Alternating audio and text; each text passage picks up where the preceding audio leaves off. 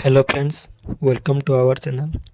आज आम यही भिडियो डाइक्लोइन प्लस टैबलेट बाबद कथा हेबा एवं यार साइड इफेक्ट दर केते एज्र लोक दिन को केतोटी खाई परिबे जानिबा। यह एक स्ट्रिप रे 10टी टैबलेट आसे। यहाकू विंग्स फार्मा कंपनी द्वारा तैयारी करा जाउची एवं यार कंपोजिशन हेउची diclofenac 50 mg and paracetamol 325 mg। यह एक स्ट्रिप को 24 टंका 60 पैसा पड़ुची।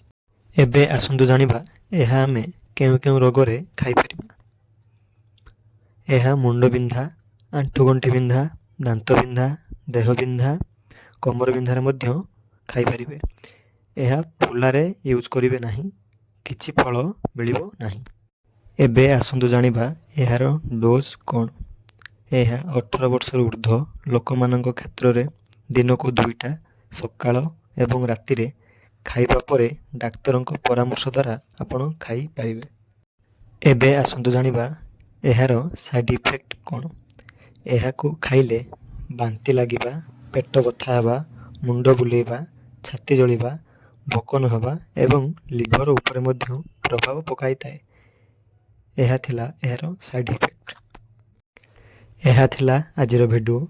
जदि आपको मो भिडियो भल लगी चैनल को सब्सक्राइब करंतु एवं भिडियो को लाइक शेयर कमेंट करने को भूलंतु नहीं। नमस्कार।